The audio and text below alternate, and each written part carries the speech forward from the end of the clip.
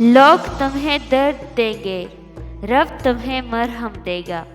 لوگ تمہیں ذلت دیں گے، رب تمہیں عزت دے گا۔ لوگ تمہارے اوپر جج بنیں گے، رب تمہیں انصاف دے گا۔ لوگ تمہارے منہ کا نوالا چھینیں گے، رب تمہیں بے حساب رزق عطا کرے گا۔ باہمت لوگ کبھی ہارا نہیں کرتے، یا وہ جیت جاتے ہیں یا کچھ سیکھ جاتے ہیں۔ میں نے ذلت اور رسوائی کے بعد بھی کسی کو محبت پر قائم دیکھا تو وہ عورت ہے۔ جب انسان ٹوٹ جاتا ہے تو ہی انسان کے اندر سے آواز نکلتی ہے کہ کوئی بات نہیں، لوگ نہ سہی، اللہ تعالیٰ تو ساتھ دینے والا ہے نا۔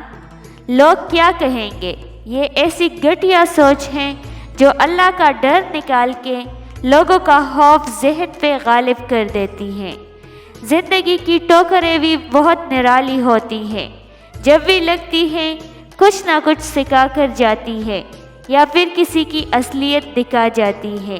لوگوں سے کسی چیز کی توقع نہ رکھے، کیونکہ عزت، نام اور شہرت سب اللہ دیتا ہے۔